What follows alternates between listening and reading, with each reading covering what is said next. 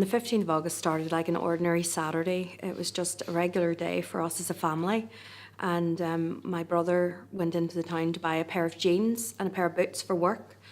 And a car bomb was driven in by some dissident Republicans who disagreed with the peace process. And they parked the car at the bottom of the town centre, and the police evacuated all the people out of the shops down towards the bomb car, and the car exploded at 3:10, and my brother was killed instantly, along with 31 other people, including unborn twins and children. Most of the people that were in the town that day were mothers and children that were shopping. So there was a lot of families that were affected, had mothers and daughters murdered in the bomb. There was a public notice in the local paper for all the victims of the bomb to come together in a local hotel. And we went to the hotel, and Dad was voted in as the first chair of the group. And it was we started working out of each other's homes. We would take turns making teas. We'd stay up to the late hours. And as you started to talk to other victims, you started to grieve for their bereaved, which was, you felt like you'd lost somebody even though you didn't know them, that you were losing all it, like listening to the other people's stories, but you did get support, and I think you got more recognition whenever you were in a group of victims together. They had to listen. We are the victims, and we are being victimised again by the government, and we have to fight for everything. It's like you just think you're fighting the terrorists, and now you have to fight the government to get the truth. I mean, in this country, when we go back home, the terrorists are actually the same. They're actually called victims as well. There's no clarity. I mean, a perpetrator of a crime is equivalent to the victim. So that's the frustrating component for us, whereas you have the defined line in this country, which is something that we're fighting for, is for a global kind of definition of what a victim is. And the foundation does a lot of good work with providing support, social support and psychological support. In 1984, my uncle Hugh, Dad's youngest brother, was murdered in an IRA ambush attack just outside Omagh.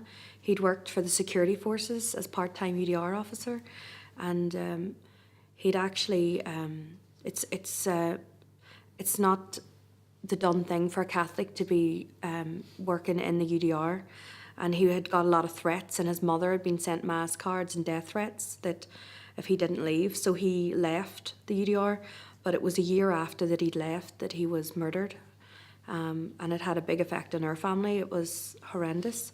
Dad was one of 12 of a family, and they were an extremely close Irish family, and I think our childhood just completely changed after that, because then my parents became so overprotective of us, and nervous and suspicious, and when you were going out anywhere, they would say to you, don't kick like an empty packet of cigarettes or anything because there could be a bomb in it, or it's just, they were very overprotective. And Dad was like a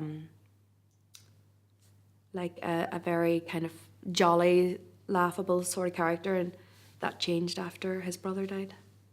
I take a lot of strength from other people's courage, and it's so important for us to unite together, because the terrorists unite together to share experiences and techniques, and that would be a strength of theirs. So I feel that it's important that we take strength and courage from each other to stand up, and we can see best practice and what works well here and what works well in my country, and try and get what's best for everybody.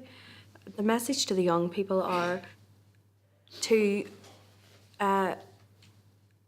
listen and read and learn. I think it's important.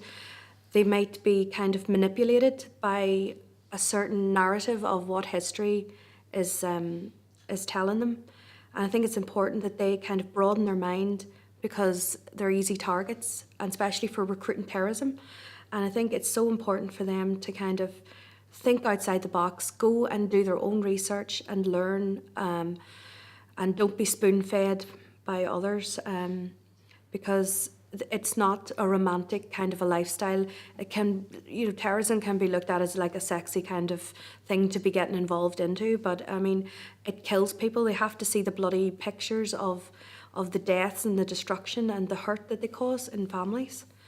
I mean, that's why it's so important for the victims to tell their stories, and sometimes they're forgotten, and silent victims just, help to make more victims. And it's so important for those that have the strength and courage to stand up to speak and to talk and tell the destruction that's caused because of this terrorism.